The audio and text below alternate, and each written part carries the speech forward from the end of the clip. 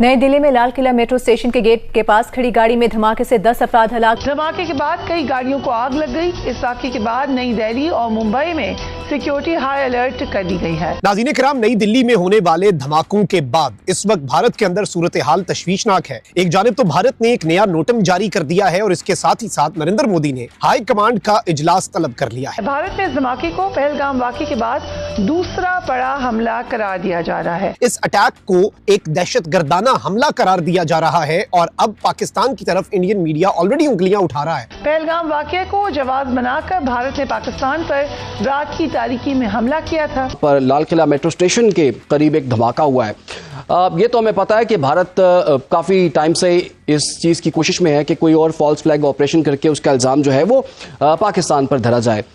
ख्वाब दिखाता है मादरजात, फोड़ी देंगे साला, फोड़ी देंगे। क्या ये वही वाकया है और पाकिस्तान को किस तरह की तैयारी की जरूरत है? एक एक्शन होना पाकिस्तान के खिलाफ कुछ ज्यादा मेरे लिए हैरान को नहीं होगा और वो एक्शन कैसा होगा। लेकिन अब इस एक हमले के बाद एक जानिब तो अमित शाह और नरेंद्र मोदी की स्टेटमेंट्स भी आ चुकी हैं, लेकिन उससे भी ज्यादा तशवीशनाक चीज यह है कि मजीद भारतीय शहरों में धमाके और मजीद भारतीय शहरों के अंदर हाई अलर्ट जो जारी किया गया है वो इस सूरत हाल को मजीद तशवीशनाक बनाता है। अब इस वाक़े के बाद सवाल जन्म लेता है कि क्या भारत ऐसे वाक़यात को बुनियाद बनाकर फिर पाकिस्तान के साथ जंग शुरू करना चाहता है। नाज़रीन किराम, नई दिल्ली के अंदर जो लाल किले के करीब जो न्यू दिल्ली मेट्रो स्टेशन है उसका गेट नंबर 1 उसके करीब गाड़ी का धमाका होता है। इंडियन मीडिया की रिपोर्ट्स जो हैं वो जरा कॉन्ट्राडिक्टरी हैं। एक रिपोर्ट ये है कि ये ट्विन ब्लास्ट थे, यानी 2 धमाके हुए। अब दूसरी रिपोर्ट ये आ रही है कि ये एक ही धमाका था जिसके बाद मजीद गाड़ियों ने आग पकड़ी और मजीद धमाके हुए। लेकिन इनिशियल इंफॉर्मेशन यही है कि इसमें हलाकतों की तादाद लगभग 10 के करीब है, जबकि बड़ी तादाद में लोग जो हैं वो जख्मी भी हैं। जबकि ये भी वाज़ेह है कि भारत बार बार अपने अज़ाइम का इजहार करता है कि वो अभी भी हालत जंग में है पाकिस्तान के साथ। पढ़े लिखे बंदे भी तो रेडिकलाइज होते हैं। ये भी कहानी ही बनी है कि पढ़े लिखे बंदे जो हैं वो रेडिकलाइज नहीं होते, वो भी रेडिकलाइज होते हैं भाई। उनका भी एक अपना एक निज़ाम है, वो भी समझते हैं कि किसी को कत्ल करना जो है ना उनको जन्नत में ले जाएगा। देखिए, ये वाकया तो अभी थोड़ी देर पहले ये रिपोर्ट हुआ न्यू दिल्ली वाला। इससे पहले आज सुबह उन्होंने लीगली ऑक्युपाइड कश्मीर में उन्हें 360 केजीज RDX पकड़ा है, जो दावा है उनका। और उससे लिंक्ड एक डॉक्टर है जिसका कहा जा रहा है कि ये पाकिस्तान की बिहाफ पे ये काम कर रहे थे यहाँ पर। तो आप उसको जोड़िए, जो हुआ इसको जोड़िए, फिर बिहार के बारे में आप ने बात कर ही दी है।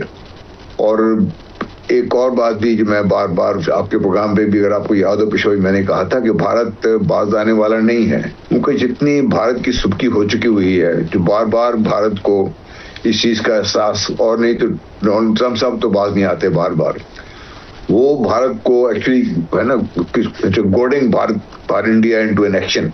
और वो ये मोदी साहब के लिए मजबूरी है कि अगर वो नहीं रहते तो मोदी साहब तो खैर is going away from the scene anyways.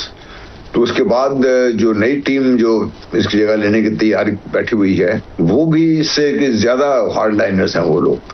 चाहे आप आदित्य नारायण को ले लीजिए, जिनके बाकी जो दूसरे लोग हैं उनको ले लीजिए आप। तो इसलिए एक एक्शन होना पाकिस्तान के खिलाफ कुछ ज्यादा मेरे लिए हैरान को नहीं होगा। और वो एक्शन कैसा होगा, उनका टीवी तो शोर मचा रहा है, लेकिन अभी तक जो गवर्नमेंट लेवल पर इल्जाम पाकिस्तान पे आयद करने के लिए वो बाकायदा एक मनसूबाबंदी करके कि ये सबूत मिला है, फलाना सबूत मिला है, तो इससे पाकिस्तान पे आएंगे। ताकि इस दफा वो चाहते ही है कि दुनिया को पहले कुछ किसी हद तक अपनी तरफ कर ले, फिर ये कोई एक्शन करे उसके बाद। तो मेरा ख्याल action is against Pakistan should be expected in the next few days. और उसमें कैसे करते हैं वो, पिछली दफा तो उन्होंने अपने एयरफोर्स को इस्तेमाल किया था, इसके बाद नुकसान उठाना पड़ा। अब क्या वो इस काबिल हो गए कि एयरफोर्स को दोबारा इस्तेमाल करें, या ये ग्राउंड बेस्ड उनके लॉन्ग रेंज मिसाइल्स हैं उनको इस्तेमाल करें, जिससे उन्होंने कोशिश की थी जब 10-11 की रात को उन्होंने बेगी रात कोशिश की थी। तो कुछ ना कुछ तो वो करेंगे। तू तो गया बेटे। लेकिन एक तो फॉर श्योर ये उसी की कड़ी है। एंड वी न्यू के बिहार इलेक्शन जब स्टार्ट हुए हैं, 11 को खत्म होने वाले हैं, उसमें अवाम के टेंशन डाइवर्ट करने के लिए इन्होंने ये खुद से ड्रामा एक और किया, जो हमेशा करते हैं। लानत है तुम पर, लानत। आपको याद होगा कि इन्होंने पहलगाम में यही कुछ किया और हम बार बार कह रहे थे कि अब ये इसी सिलसिले में थे। भी आपको याद हो तो अभी रिसेंटली इजाद मछेरे को पकड़ा पाकिस्तान ने, जो बिल्कुल समुद्री हदूद हमारी क्रॉस करके इंडियन के पास जा रहा था। उन बेचारों को इन्होंने करना था कि यूनिफॉर्म पहनाने थे, उनको मारना था, कह रहे थे ये देखें दहशतगर्द है, और फिर उसी बहाने से इन्होंने फॉल्स फ्लैग ऑपरेशन करना, वो नाकाम हो गया।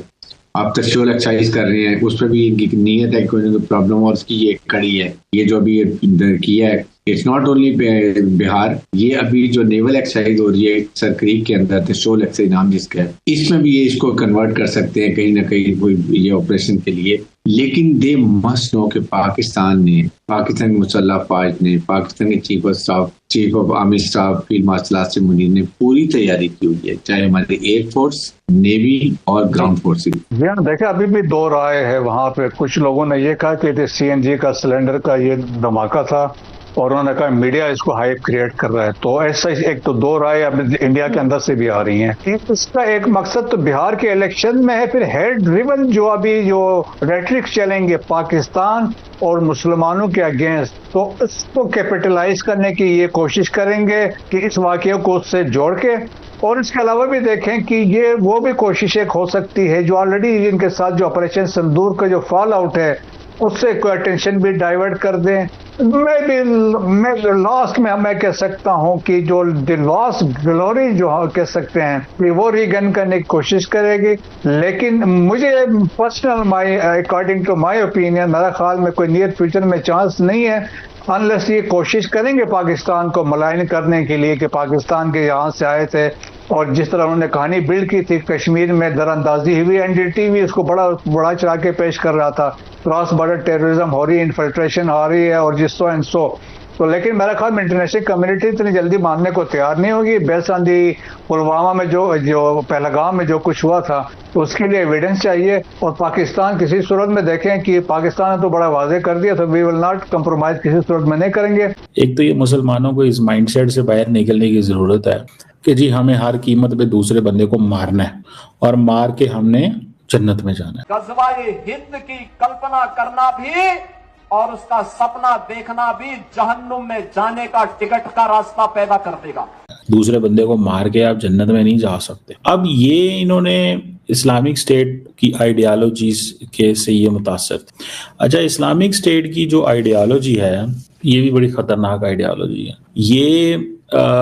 ये छोटे लोग, छोटे या तो इंडिविजुअल्स होते हैं या छोटे नेटवर्क्स होते हैं, और ये ऑनलाइन भर्ती होते हैं। और ये जो इंडिया ग्रुप एक जाना जाता है, इंडिया ग्रुप से मुराद ये है कि ये IS के बिलीफ से, प्रोपेगेंडा से, इन चीज़ों से तो मुतासर होते हैं, लेकिन ये कैलिफत इस्टेब्लिश नहीं कर सकते, लेकिन ये वायलेंट जिहादी एक्टिविटी कर सकते हैं। तो अब जारी बात है इंडिया के अंदर तो आम मुसलमानों के लिए स्पेस नहीं है, तो ये तो बिल्कुल ही नहीं है।